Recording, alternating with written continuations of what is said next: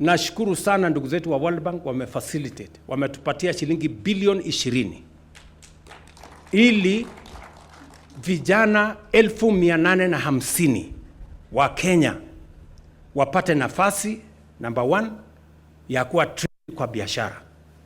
Wale wote ambao wako katika ecosystem ya AKBO, wale wanataka kufanya biashara na serikali, tuwafanyie training na tuwapange vizuri. Number 2, wale vijana ambao hawajawahi kwenda college mahali popote, pia tuwasaidie waweze kufanya internship na waweze kufundishwa, tuwaweke under master craftsmen ili waweze kupata skills. Ya 3, wale vijana ambao wamepata skills kufanya kazi lakini hawana certification, tutawasaidia katika ile inaitwa recognition of prior learning. Alafu kufikia Ijumaa wiki hii Friday, mimi nawauliza viongozi wote, kufikia Friday wabunge watusaidie, mpaka MCS watusaidie. Friday hii tunataka kuchuja vijana 1,100 Kenya on Friday, ambayo kila kijana tutampatia 50,000. Hiyo itakuwa shilingi bilioni 5. Wako na biashara ndogo ndogo waweze kuinua biashara yao on Friday.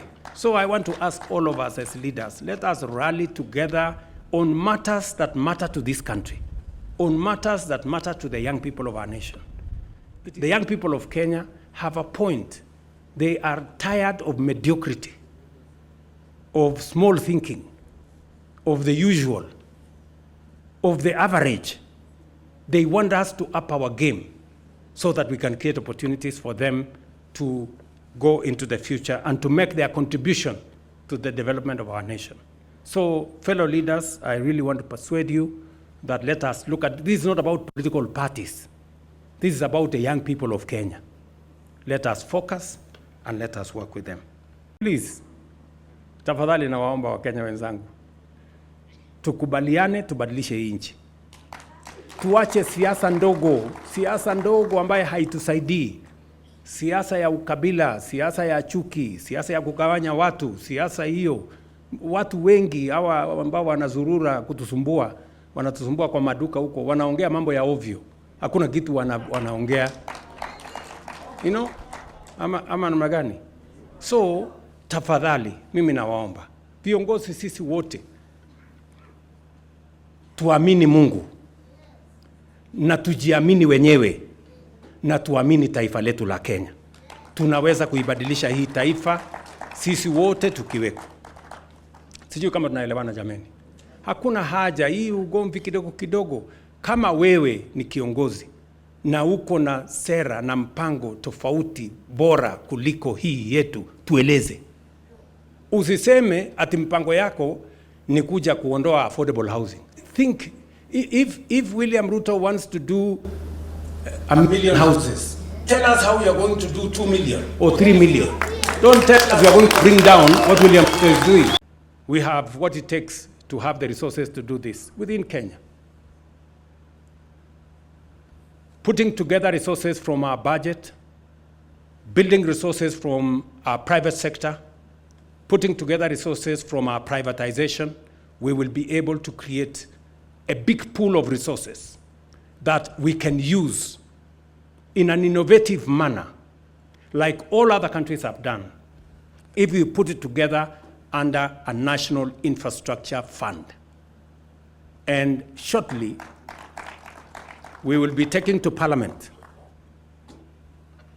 the law to establish a national infrastructure fund that is going to help us to achieve these 3 objectives: 10,000 kilometers of power, expand our road infrastructure, 1,000 kilometers of dual carriageway around Kenya, 10,000 kilometers of tarmac around Kenya, make sure that we have a good airport, and make sure that we have what it takes to do it, and expand our rail infrastructure to where we want it to get, especially our products.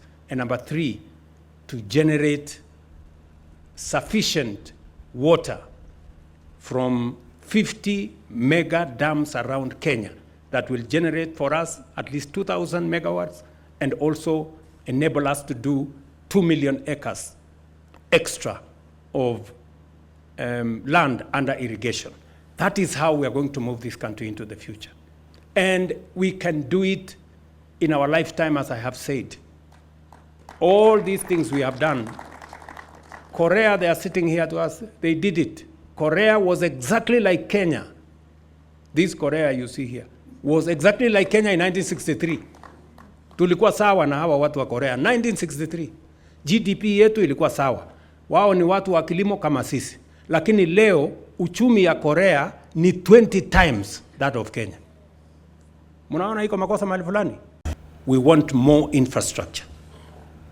We want better delivery of water. We want a much more sustainable country in terms of food security. Everywhere in Kenya, we are also discussing about power. How do we deliver power to our homes? How do we have sufficient power to drive our transformation? And this is the conversation that we have been having as a country. I have had this conversation with many members of parliament in the Senate and the National Assembly.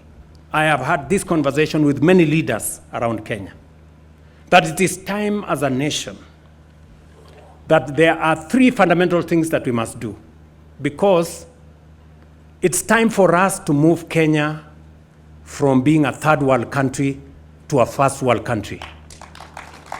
And I want you people to listen to me very carefully, because this is the moment, this is the generation, and this is the opportunity for us to move this country to the next level. We must do 3 things. Number 1, we do not have enough energy. We do not have enough electricity to transform our nation. Today, we have only 2,300 megawatts. On peak hours, we actually do not have enough power. Therefore, even as we bring more industries, even as we bring more manufacturing capability, and we are doing it just here in Konza, you've heard, there will be 5,000 people working here. I was in Vipingo. We're going to have another 10,000 people working there. They need more energy. We are going to be opening shortly Dongokundu. And when we finish in Dongokundu, which is just before December this year, we will go to the industrial city in Nakuru. And we have many county aggregation industrial parks. And we have other special economic zones that we are developing, because manufacturing is the next frontier and industrialization for export is the next frontier.